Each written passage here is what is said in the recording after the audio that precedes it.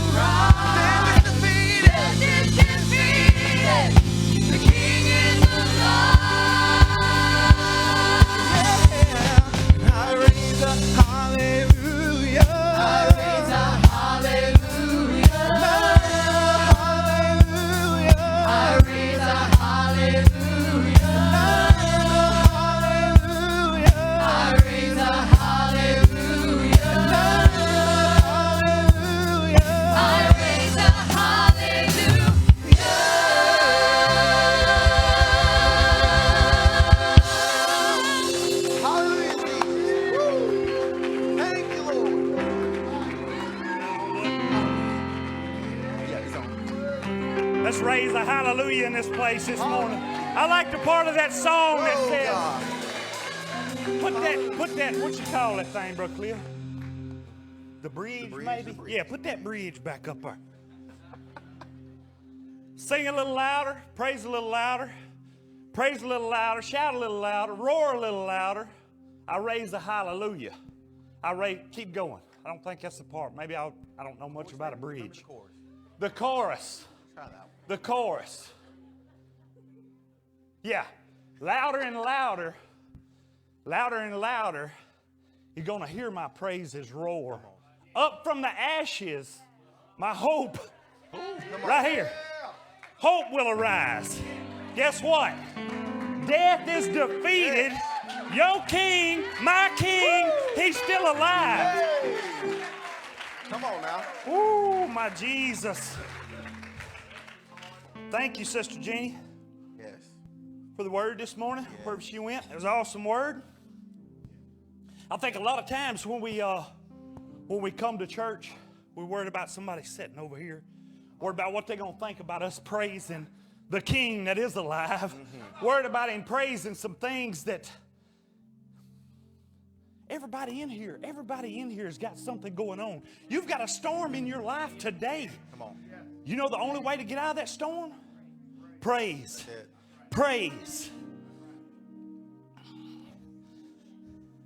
Brother Nate talked about Rizpah the other day, and I tried to look her up, but I had to text him this morning. I said, tell me about Rizpah. Where's she at?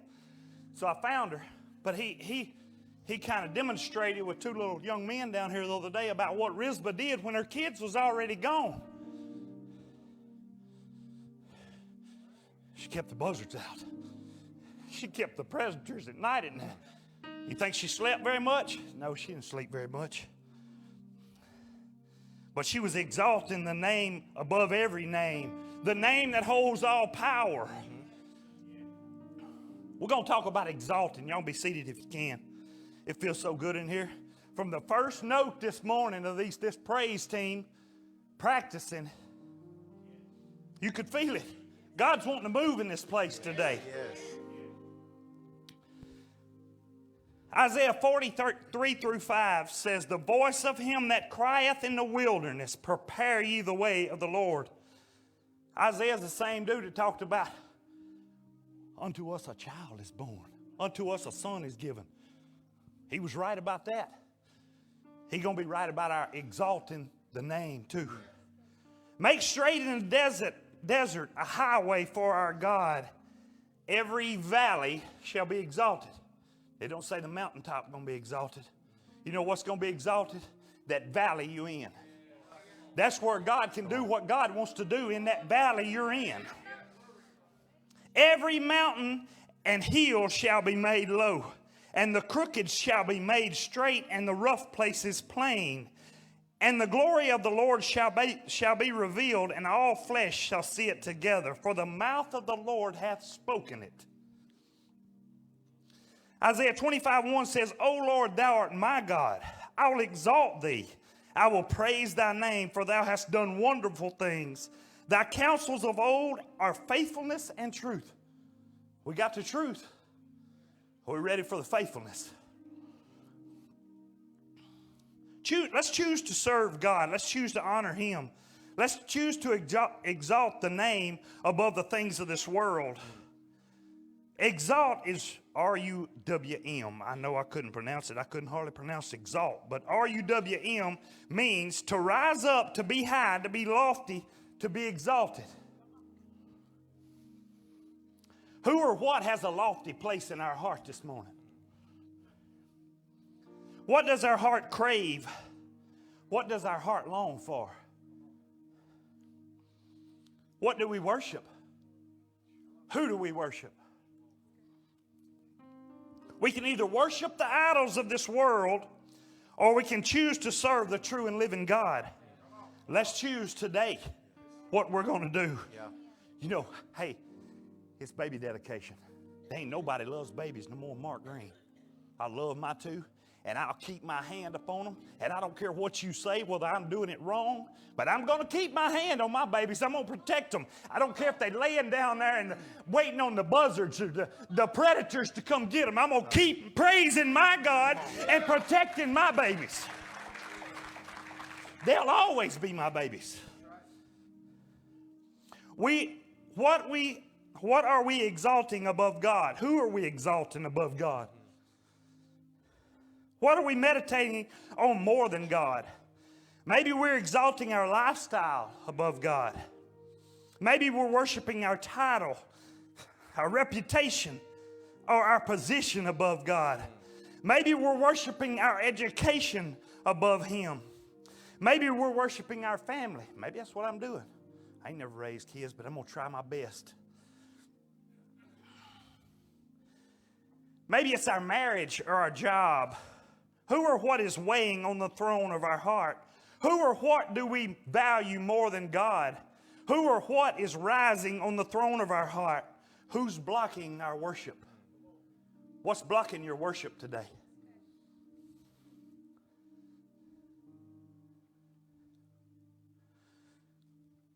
Who's blocking their worship? What's blocking our worship? What have we exalted in our life and made it equal to God? What's obstructing our view of Christ? What's obstructing our worship? What's occupying our time? Whatever's occupying your time, that's what's obstructing your worship. Choose to be intentional and let's worship Jesus. Maybe we're overworked in order to validate our purpose. Maybe we're seeking a position that will feed our self-worth. There is a difference between honoring God through our work and worshiping our work.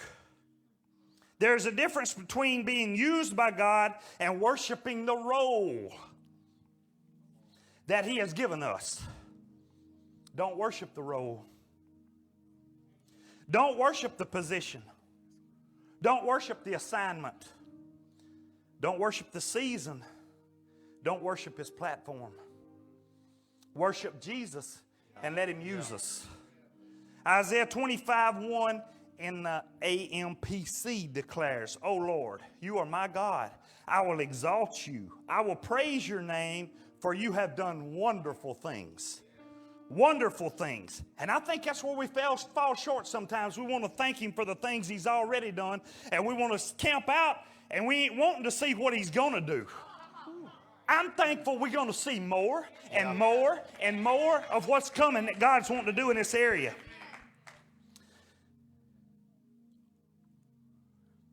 Let's choose.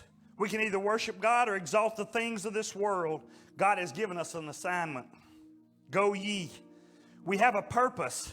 Choose to worship Him. Don't worship the assignment. This whole platform's going to pass away. Assignments pass away. Kingdoms pass away. Temporary things pass away. Choose to redirect our worship. Choose to worship and exalt God above our gifts, above our talents, even our abilities. This was to me, church. This ain't only for you. Mark's flesh. My abilities. God ain't worried about your abilities. He wants our abilities to move forth where He can go forth. Worship Jesus. Y'all can stand. Let's honor Him today. Everybody's worship's going to be different. Not everybody's going to worship the same. But just as long as we're worshiping. There ain't no end, church, to this worship. There's not going to be an end to exalting the name that's above every name. We're going to do it from now on. If you are part of the body of Christ, you'll worship from now on. From this day forward, every valley shall be exalted. Let's camp out on that this week. Every valley. So if I'm in my valley, you know what I'm going to do? Thank you, Jesus. I'm in my valley, Lord, and I know you on the other side waiting to pull me out, but I'm thankful today, Lord. I'm going to exalt you in this valley. I'm thankful, Jesus. Here I am. Yes, God. Get me out of this valley or pull me through it. I'm thankful, church. If you would, you can bring your tithes from the back to the front. Thank you for being a giving church.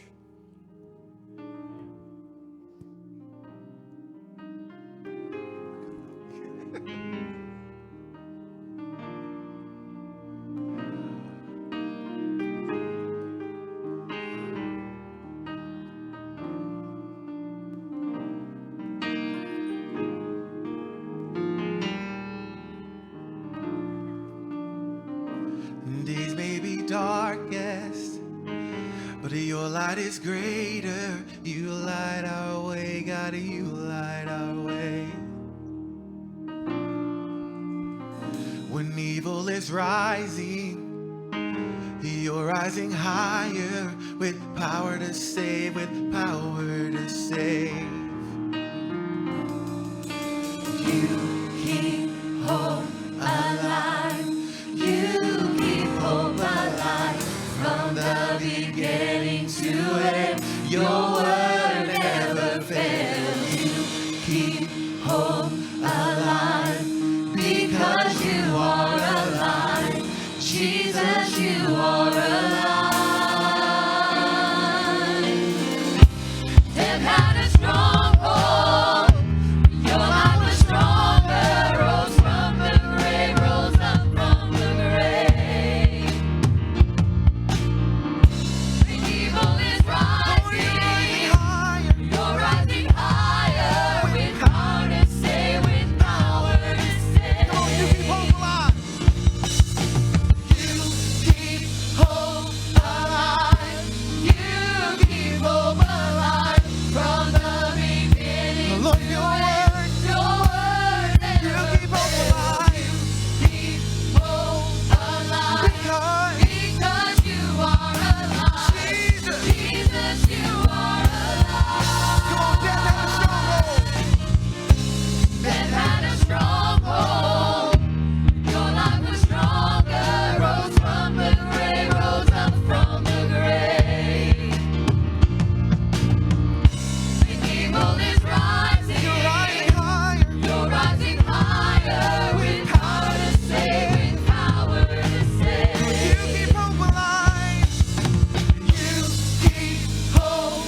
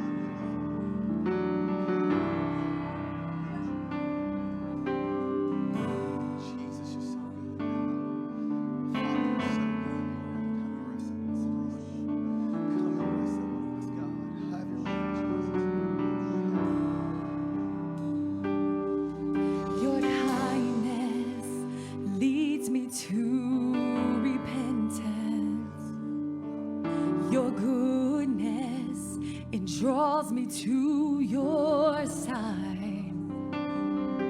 Your mercy, it calls me to be like you. And your favor, it is my delight. Every day I awake in my praise and pour out a song from my heart.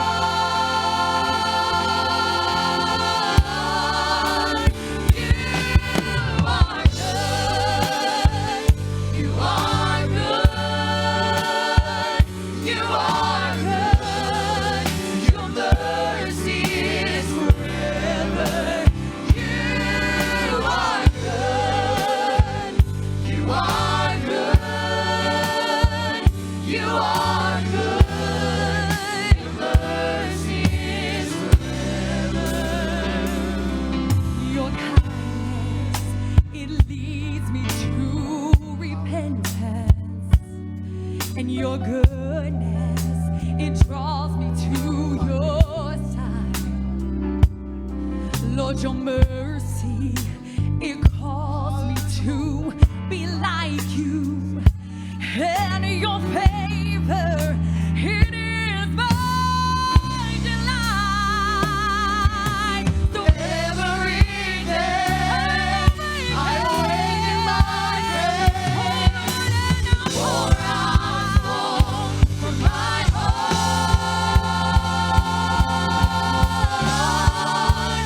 You are good. You are good. You are good. Your mercy is forever. You are good. You are good. You are good. Your mercy is forever. Your kindness is forever. Your goodness is forever. Your mercy is forever. Forever. Your kindness is forever. Your goodness is forever. Your mercy is forever. Forever.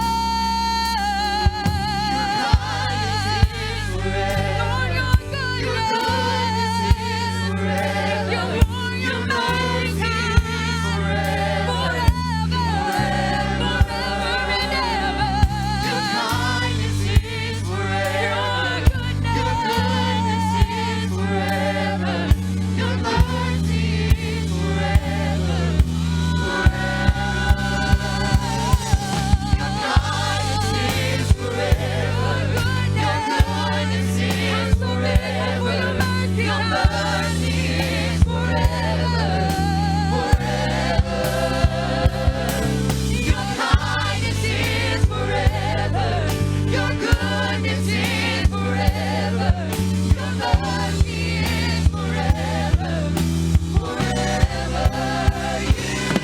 You are good. You are good.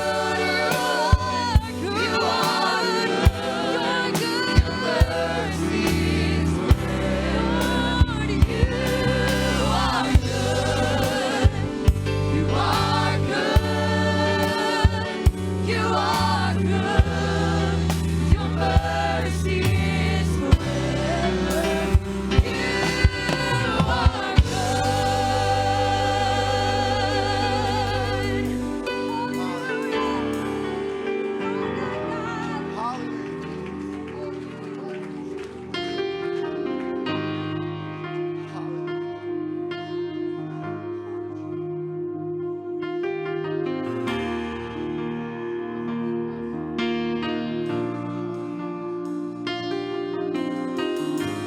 I don't know what worries and doubts you brought into this place this morning, but this song simply says, He has not created us to worry.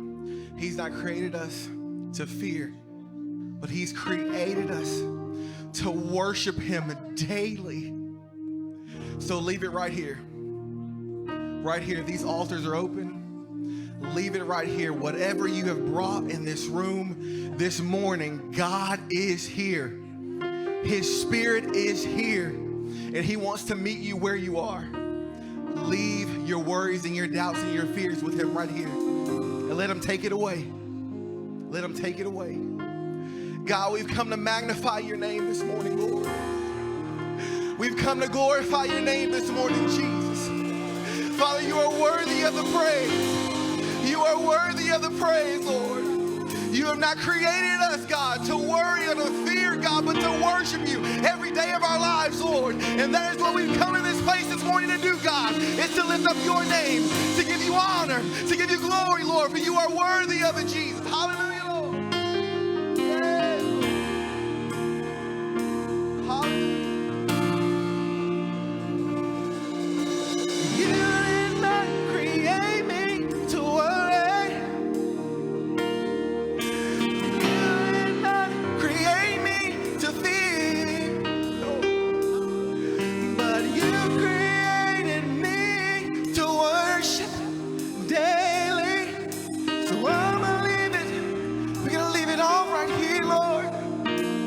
Help me sing. You did not create me to worry. You did not create me to fear. You created us, Jesus. You created me to worship daily.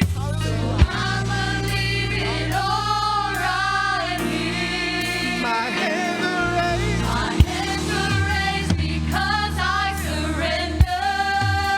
Your will is what's best for me. Your will is what's best for me. Lord, we worship you. I worship you because you're Jehovah Jireh. We bow before. I bow before the King of Kings. No more crying. No more crying, no more complaining. Father, we believe your word is true. I believe your word is true. Lord, you promised never.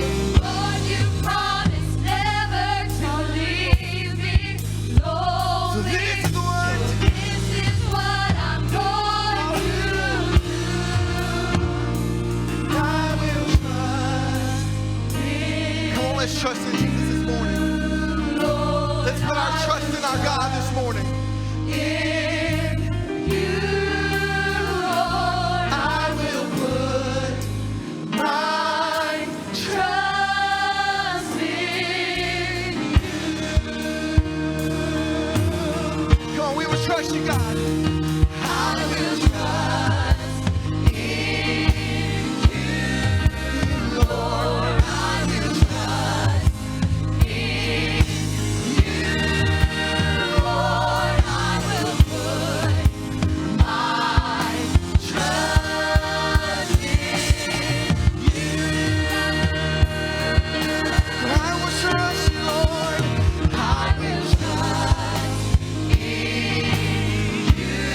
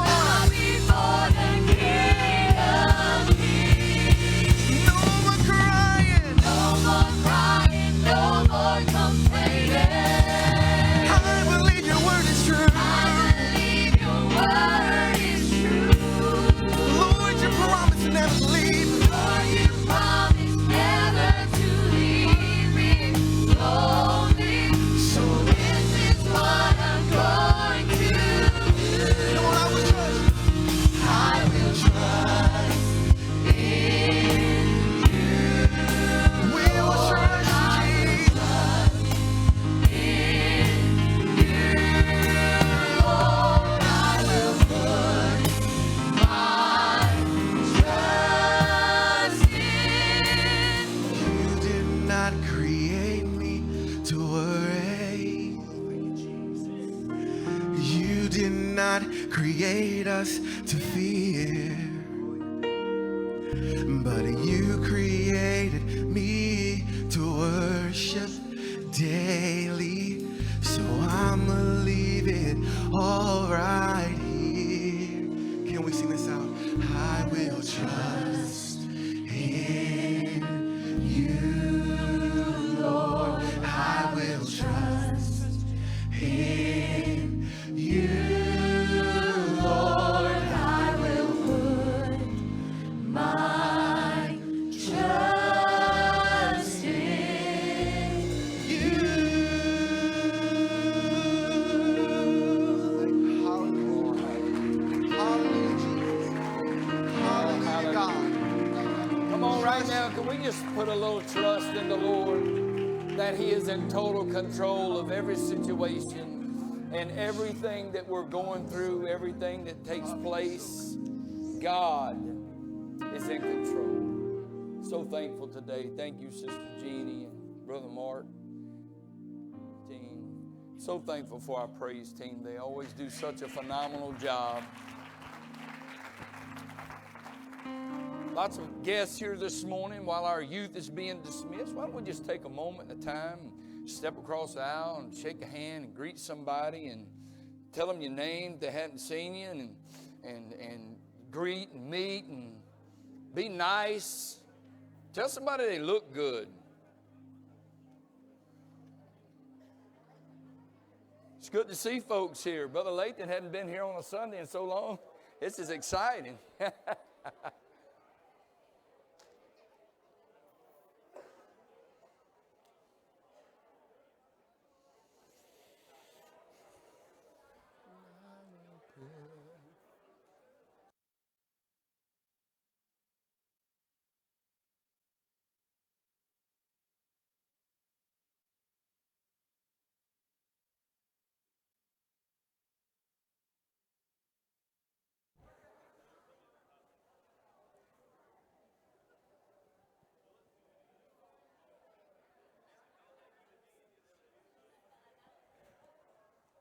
I believe some folks received the miracle this morning and some peace in their life, and so thankful for that.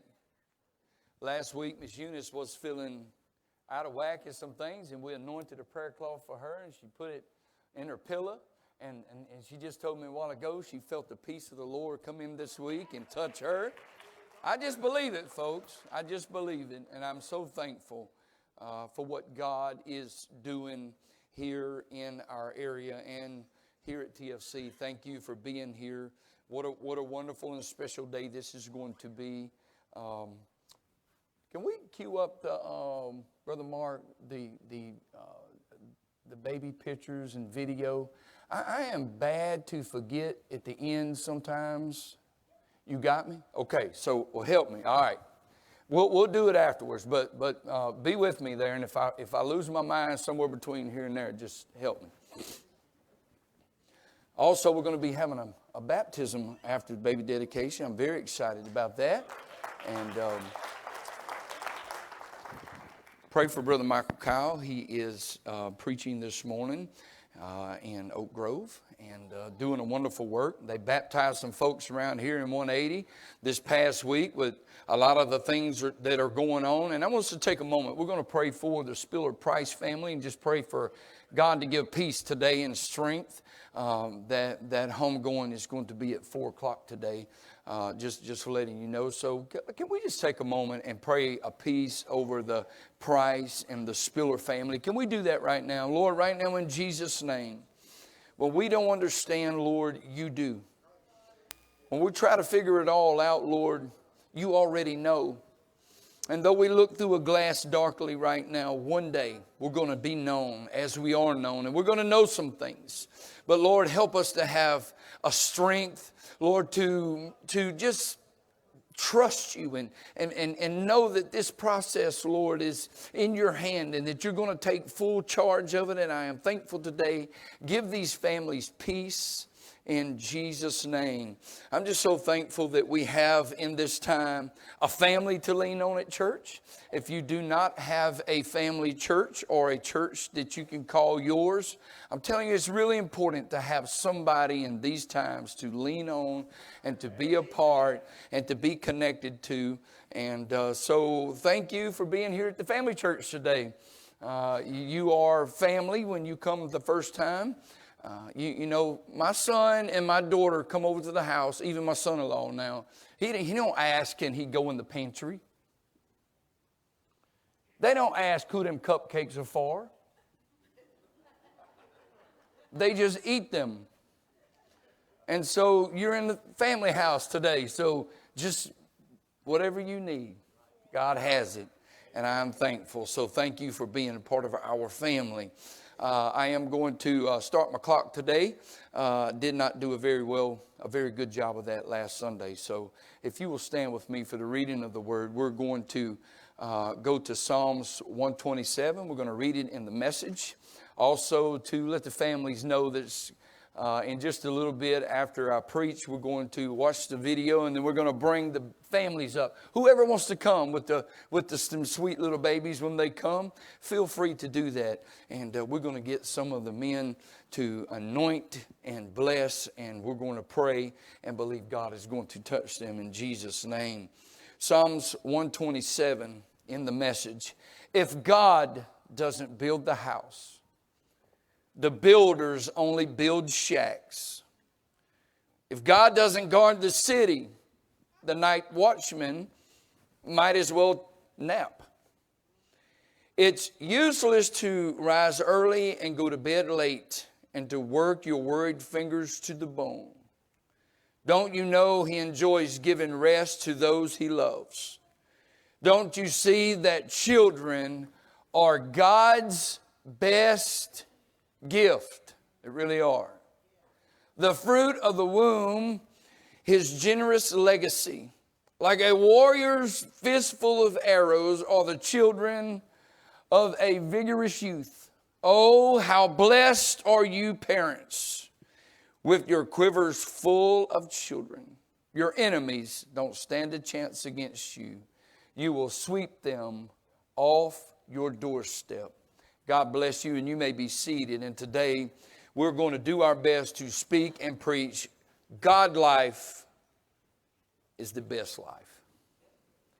Today it's a great honor to preach and be a small part of the dedication of these sweet babies.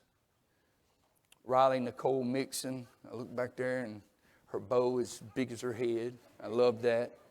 That is so sweet. And she was born on November the 3rd, 2021 to Tyler and Raven Mixon, and what a sweet baby. And then we got little Grant Eli Hubbard over here. He's ready. He's eating.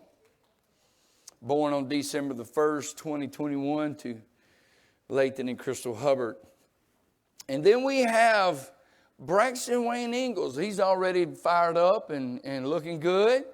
And he was born October the 29th, 2021 to Sierra Fredericks and Clay Ingalls. And we have Maddox Cooper Sauce. They were trying to put a little cool thing on his head earlier. And boys, the things they have to go through.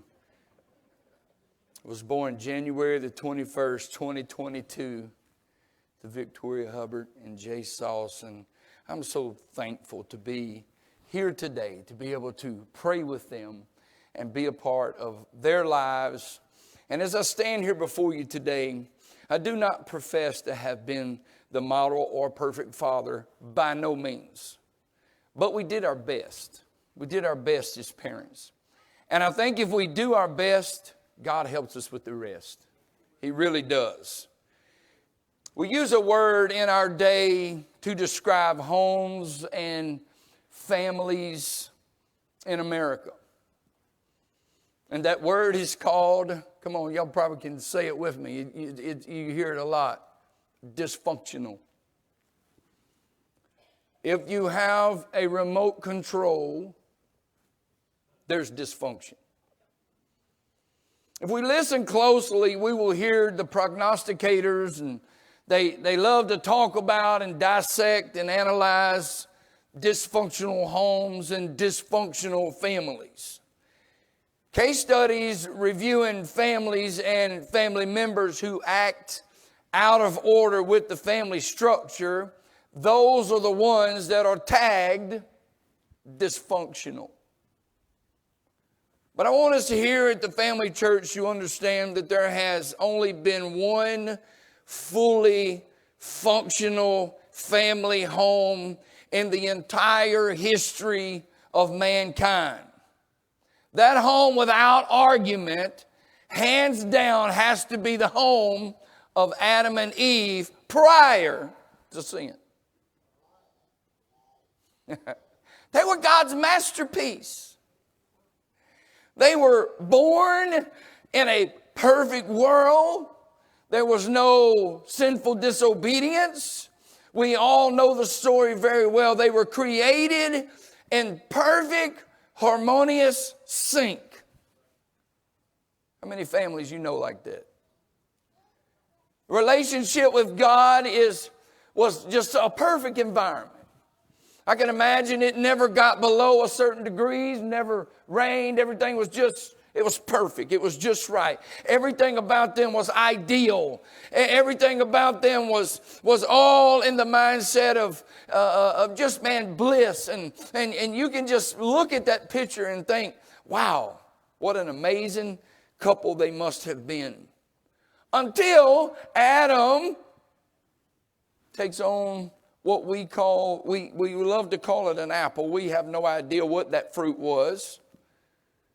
But Adam had a God-given covenant authority to kick a snake out of his relationship and his home. And as a consequence of not doing so, sin entered in, and it's never been the same from that time to today. From Adam unto his day, families have faced an onslaught of very tough problems and situations. Adam and Eve, from that moment on, had what we would consider a dysfunctional marriage. Abraham and Sarah suffered financial stress, causing them to move out of the country. Isaac and Rebekah played favorites with their children, and Rebekah plotted against her own husband, and Jacob betrayed his brother's trust. Joseph lived in a family plagued with so many problems that his own brothers sold him into slavery and convinced his dad that a wild animal had killed him. All of these family problems came about because of one thing, and that one thing is sin. It's a broad blanket. It's a big scope. And you'll say this morning, but what about Job?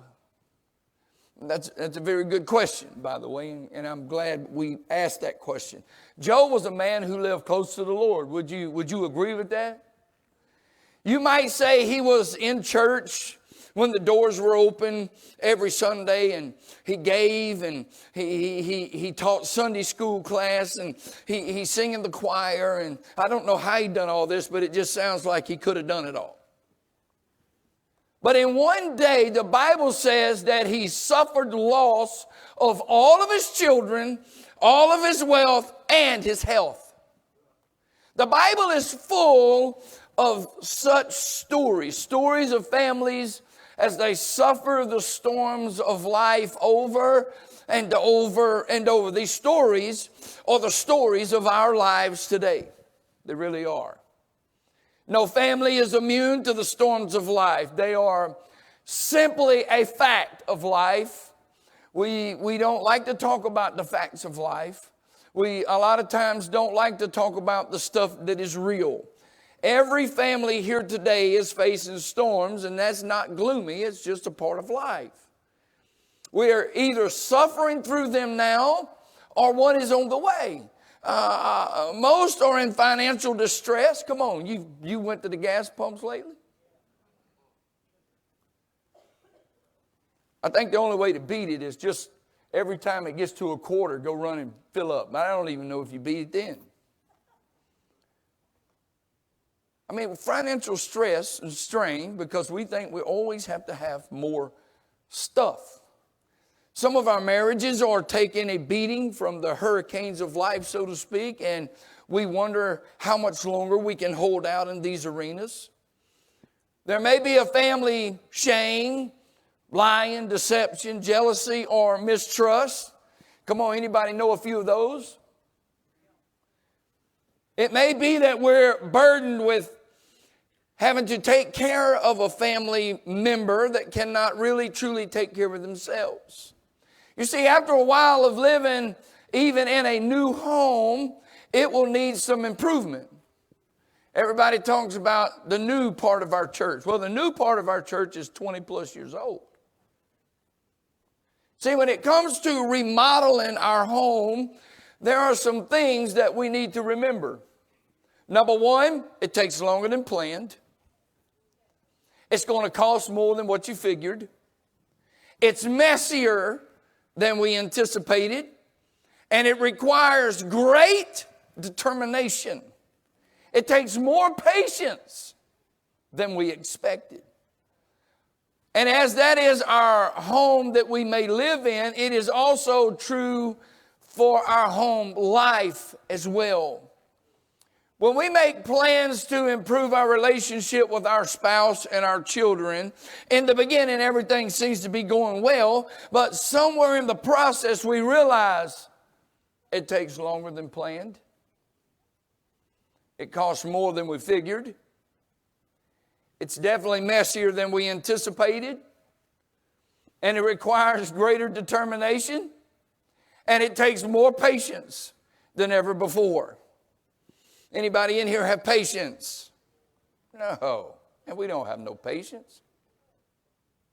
But we're not even in a crowded area and we don't have patience. It's not easy, but when God is our architect, His Word is our blueprint, faith as our hope, and victory as our motivation, then we can work in it, we can work through it, and if we can work it, it'll be worth it every single time. If we're going to make it and endure, there is an essential element that must be present in our family. And the King James says, except the Lord. That's how the King James Version starts off. Except the Lord build the house. Which is to suggest that without the Lord, it is useless and pointless to make it. And a more accurate translation, if you want to get down all the stuff and study it, or just go to Google, it says this, unless the Lord. See, we have all discovered that in our own lives, there are some things that we cannot substitute or find a substitute for. It's true every now and then that we can find a substitute to replace certain things in our life. I haven't found a substitute for a donut yet. See, if you are in trouble with your glucose and sugar and all of these things, there's Splenda, or there's the pink, or there's the blue and the green.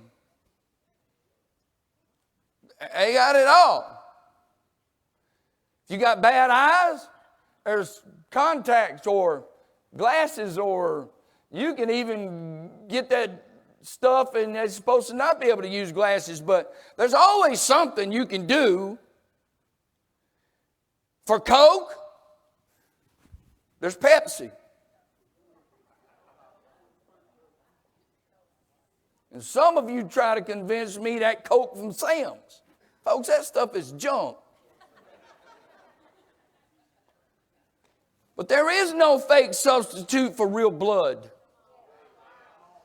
They may give you something that will hold you over temporarily, but they cannot leave it out of you for long, because, listen to me, folks, there are some things that has to be real in our lives, and that is one thing that has to be real.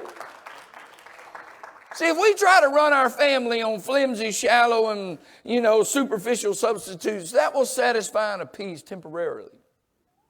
but it won't last long. Because a substitute is just that. It's an alternative. It's a stand-in. It's a replacement. Houses and land, that's good stuff, but that's just a good substitute. Cash, cars, and cultural comforts, that's good stuff, but it's just a substitute.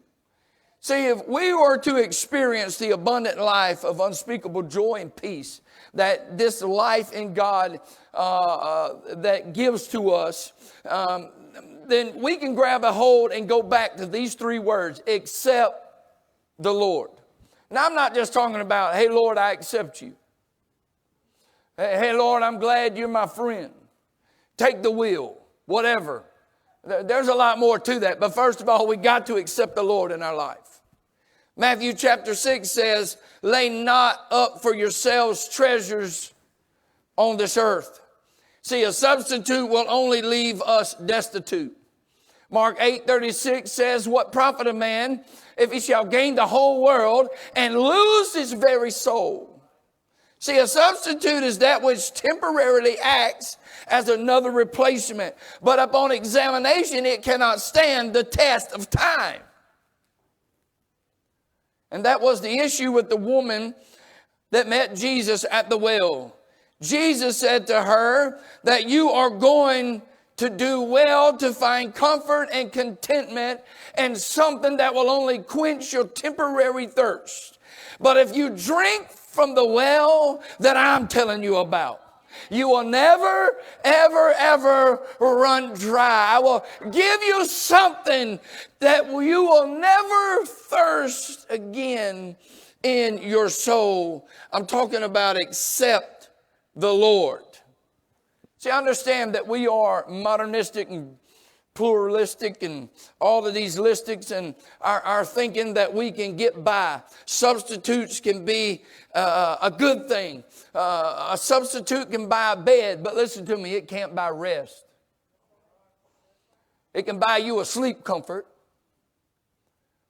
And if your husband snores and you don't want to go to the other room, you're supposed to be able to adjust it and he's supposed to stop snoring.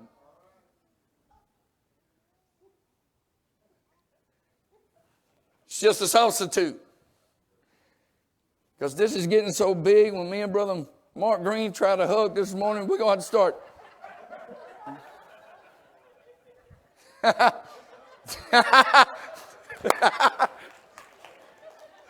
Help us, Jesus. Substitute can get you a new hairstyle, but it's not going to buy you a peace of mind. You can get your fingers did and your toes did, but trust me, they still going to hurt after a while. Substitutes can buy you things like cars and fun, but it is not going to stop your children from growing insecure. I'm talking about accepting the Lord, folks. Here's a word for us: establish. If God is involved, He will establish our home. The text says, except the Lord builds the house, the Lord is a master builder. So one thing a builder is really good at is his trade. And if we're going to have anything worthwhile that is valuable or meaningful, don't ever bring him in at the end. See, the reason why some of us have lopsided lives and crooked houses is because we want to bring the builder in at the end. There's nothing wrong with that, by the way. See, we try to construct this all together by ourselves, and the problem is we don't know a 2x4 from a 4x4. And we try to build our house, and it's all a lopsided mess, and we're asking God, just bless it. This is why it's so important that Riley and Grant and Braxton and Maddox are given a good beginning, a good anointing, a good foundation, a good prayer. We need the master builder in our lives. And we need a good foundation. He has to be the one to set it up. He has to be the one to lay the foundation. See, if we allow God to be the builder of our house, There is no reason to worry about anything else. I know things will come. This is one foundation that will not crack.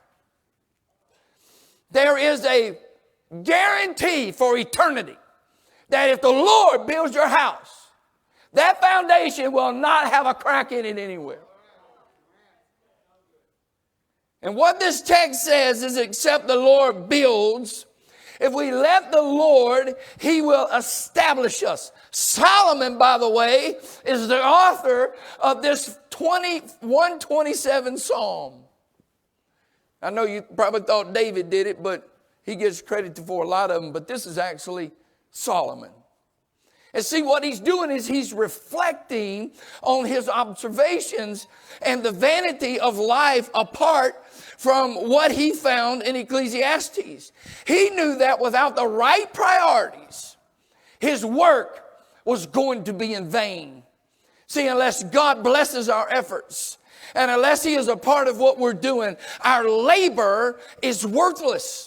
See, all of life is meaningless. That's what Solomon was saying. If we leave God out of the picture, that's what it becomes. See, we have choices: faith or effectiveness, self-reliance or our trust in God. Self-reliance will always end in despair. And trusting the architect is the one that leads us and guides us and gives us purpose and meaning. Paul says that no other foundation has been laid other than Jesus Christ himself. The next word is effort. Now the text says, except the Lord build the house, labor in vain who build it. It does not say that we should not labor. It just says that without the Lord, we labor in vain. One of the paradoxes of truth about faith is the sovereignty of God. You see, the sovereignty of God and the absoluteness of God is balanced on the choices and responsibility of manhood, or man himself, or humanity abroad. It's good for a preacher to tell you you're saved by grace, but there's a whole lot more to it, folks. Of course, it's grace. It's a God-given blessing that we did nothing to earn. But I'm telling you, it's going to take choices, it's going to take effort, and it's going to take work to keep us there, because he that endureth to the end. See, God is in control, but does not violate our will. He gave us a choice. God will give us what we need, but we've got to take responsibility for ourselves. What I am suggesting to us is that if we want a strong family, we have to work for it. God will give us what it takes, but we have to work at it. You can go to a counselor and they'll tell you just whatever you feel in your heart. No, it takes work. It takes time. It takes work to raise a family. If you don't believe a family and a baby changes things, just get you one. It will jack your sleep up. It will jack your whole day up. You're weak. You think I'll raise them till they're 18 and they'll leave and go get... No. No. It don't work like that. That baby now has become your responsibility. And for the rest of your life on this earth, that's your responsibility. And it takes work. It takes lots of work. But if we're not careful and understand, listen to me, I know a lot of people love to paint a nice, pretty picture, but it takes a lot of work, and it's not easy being a parent. But if we're not careful, what happens is we become empty. See, if God is not involved in the blueprints of our family and the plans of our home, we will live in constant, never-ending emptiness. It is right here truly in the Word of God. The Bible says, except the Lord, that they labor in vain. If you go look that word up in the Hebrew, it's shav, which means empty. See, we have a lot of empty houses. Yes, the lights are on, but it's empty. It's well furnished, but it's empty. The air is working fine, but it's empty. The stove is working. Well, we should say in this day and hour, the microwave is working and prepared, but it is empty. The family room is functional, but it's empty. There are people inside, but it's empty. Oh, we're dressed to a T, but we're empty. Sometimes we can shout on Sunday, but we're empty. You see, I'm talking about the God life being the best life. Do we still make mistakes? Absolutely. Will we still have tough times? 100. That's what we do now. When somebody texts and you agree, you just send back 100. See, we should never curse our place of making. Sometimes we start cursing our place of affliction, but God is using it to reform and shape us into His very image. He is using it to settle and establish us. He is making us who we're always and was always planned from before the foundation of the world, and we're meant to be right here in this very season of our lives. The men that threw the 3 Hebrew boys in the fire, and I'm telling you, be real careful who you throw in the fire. They were burned up at the mouth of the furnace, even with all of their protection on. But the 3 Hebrews came out with even the smell of smoke on them. Why? Because they didn't go into the fire all by themselves.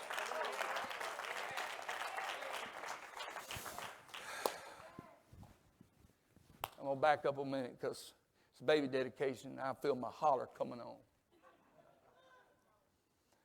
See, we all can allow our afflictions to destroy us at the mouth of the fire, or we can allow the Lord to walk with us in the flames so that we can come out with victory. So many cry out to be removed from the trial instead of allowing God to take us through it and use it so He can perfect us and see us become what He designed us to be.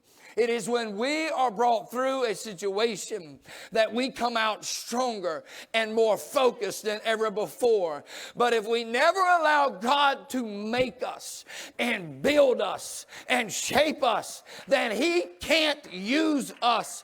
Powerful ministries are most of the time born out of great sorrows. We can allow that which we're going through to cause us to become broken and bitter. And we can get mad at everyone else and be destroyed.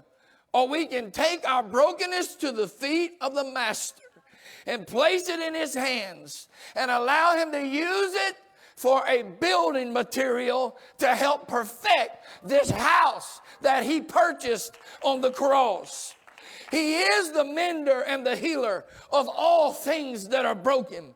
We do with our brokenness, and what we do with our brokenness, it makes all the difference in the world, whether we will survive a season or not survive. Nothing goes to waste in the master potter's hands.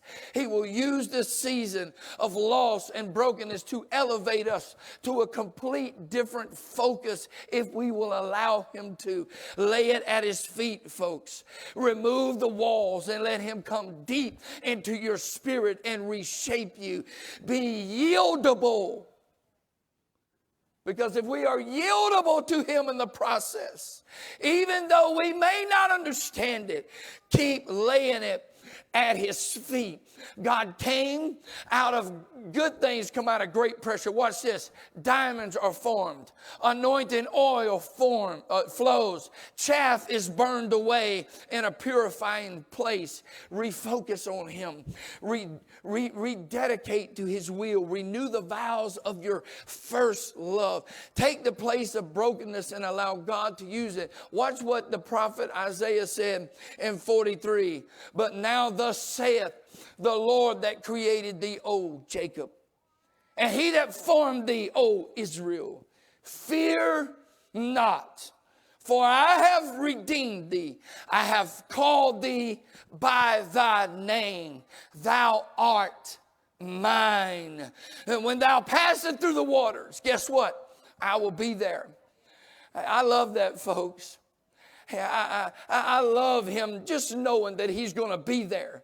Not on the other side. He is going to be there with us every single step of the way. I will be with thee, and though the rivers, they shall not overflow thee. When thou walkest through the fire, thou shalt not be burned, neither shall the flame be kindled up on you. I love this. God is the architect of the universe. Let him be the architect of your life and the keeper of creation.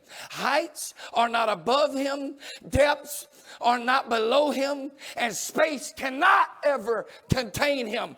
God is at the circle whose center is everywhere and the circumference is nowhere. Time does not age him, and time will not outlast him. His word is eternal. His will is unchanging. And his mind is always on you. He saved us by grace. He sustained us by his power. He keeps us in his pavilion. He gives us all for joy and the spirit of heaviness. And he holds us in the hollow of his hand. And when we stumble, and you will stumble, he steadies us. And when we fall, he lifts us up. And when we fail, he forgives us. And when we hurt, he heals us. Salvation was perfected in him. And the sins of all men are forgiven by him. I'm talking about this God life being the best life you will ever live. And that's just the truth. It's just the word. And it's not my word, it's his word. It's not my way, he's the way. He's on time all the time, folks. He will never leave you. He will never forsake you. He will always be there. He is truly the Jehovah Jireh that they sing about a while ago. And I'm telling you, no matter what happens in life, right now, if you've never had him in that place, I'm telling you, take God as your chief cornerstone in your life. And let him be the foundation of everything you're going to do from this moment on. You cannot keep reaching back to go forward. You have to put that stuff back there. Realize you live in Winnfield. People are going to talk. So what? Big deal. Live your life. Stand bold. Lift your head. You're a child of God.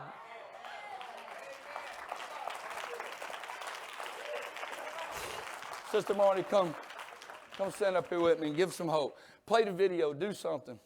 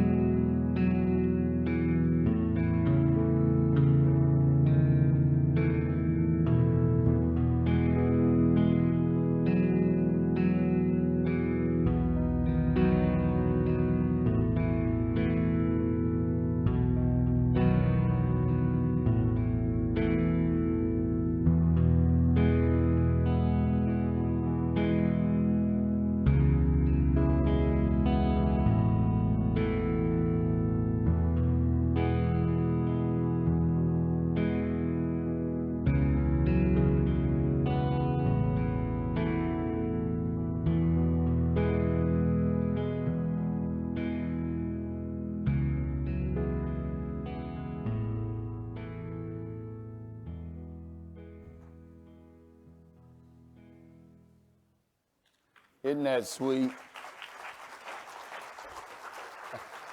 I love it. I would like for all of our families that want to come down right now, and I want us to line up right here in the front. You can be family by family, and however you want to do it. We don't really have any lines to say stand here or there, but if you would like to come with the family, we want you to come right now. All of the babies come and be a part of this, please. Families, grandparents, it doesn't matter. Anyone is welcome to come with the baby. Brother Nate, will you come help me?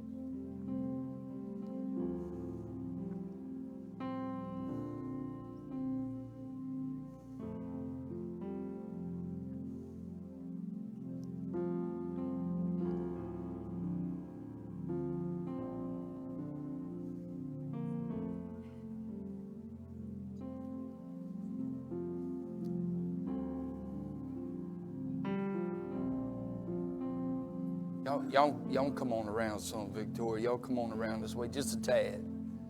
This is beautiful. Lots of family here.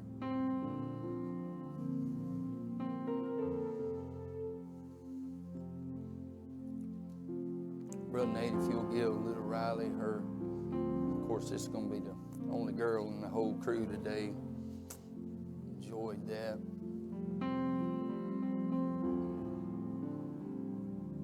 You'll give little Grant Eli his blanket and certificate. And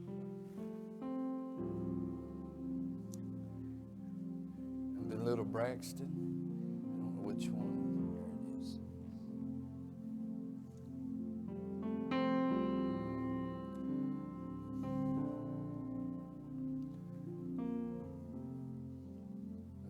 Maddox. Can y'all see all these little sweet babies? It's too many to do the Lion King thing with this morning, but y'all have seen them all on here. And then what we're going to do is I'm going to take some anointing oil, and we're going to put some on here. I'll tell you what, just touch that right there. It's better. Dad, I want the guys here that want to be a part of this and love it. Pawpaws, go on, sis, get you something. Luke, get you some of that on there. We got to pray for that baby. This is awesome. Thanks for that fuel. Get a little bit right there. Sister Renee, love this. What's going on? Pawpaw. Where's Seth? Come here, brother Seth. There's Uncle Dwayne. Come on in here. Put a little bit of that on your finger. Now, what I love to do at these times is when I pray, I love the men of the family and the ladies of the family to anoint these babies. And I think it's important because this is the family. This is the base. This is the ones that is going to stand in. This is the ones they're going to lean on, along with the church body. But this is the ones. And so I believe it's important that you put your fingerprint and your DNA on them also through the power of the Holy Ghost. And so when we anoint these sweet babies, I believe God is going to do something phenomenal. I think a transfer happens when we anoint them, when we dedicate them back to God, because He gave them to us as a wonderful and beautiful gift, a responsibility it's overwhelming, but it's a blessing all at the same time. And so as we begin to pray, I know, where can some of the ministry come down and help me also? Brother Nathan and Brother Clint come, and some of the other guys, if you will come. We're going to pray and believe God is going to do a wonderful work. And I would like some of the ministry of the church to also be here and be a part and pray for the family and the parents, because this is going to be a lot. So as we begin to pray, I would like all of the church body to stretch your hands this way, because they're going to need a church body, folks. They're going to need somebody to stand in the gap for them. They're going to need somebody to train them and be an example for them also. And it takes all of us in this day and hour to reach out and to bless these babies. We're not here to hurt them. We're here to be a help to them and to bless them in any manner. So if you will, Brother Paul, if you'll get in here and help Brother Tyler. See, lays hands on this sweet baby and begins to pray for us. And guys, if y'all come on in, let's begin. Come on, men of the family, go ahead and anoint these sweet babies now. Lord, right now in the name of Jesus, Lord, through the power of the Holy Ghost today, it's an honor to be here. It's an honor, Lord, that you have blessed us with these babies. And now, right now, we're dedicating these sweet babies back to you. I'm praying, Lord, your covering to be over them. I'm praying for your protection to guide them. I pray, Lord, that you would build their foundation, and everywhere they walk, that you would order their steps, that you would be with them, Lord, every step of the way, that you would provide for them and keep them, protect them, be a covering over them. Let the glory of your goodness shroud them like a cloak of anointing. In Jesus' name, for the families, Lord, I pray for the mom and dad and momos and papas, aunts and uncles, and everybody involved, cousins. I pray, Lord, that you would bless them. Anoint them, cover them. I pray, Lord, that they would never lack, but always have more than enough. I pray, Lord, a great provision upon them. I pray a supernatural covering on them. But Lord, when they walk through the tough times and through the fire, be right there with them. Guide them every step of the way and give wisdom that we will learn, Lord, and to be an example and a testimony of what you have done in our lives. I'm so thankful today, Lord, that we can stand here and dedicate these sweet babies back to you. We give them to you now, Lord. They belong to you. Raise them, guide them, and keep them. And we give it to you, Lord, in Jesus' name. And we're so thankful. Hallelujah. Can we thank the Lord today for his beautiful touch? Oh, hallelujah. Oh, hallelujah. Parents, you won't do everything right, but you got Google. That's just a joke.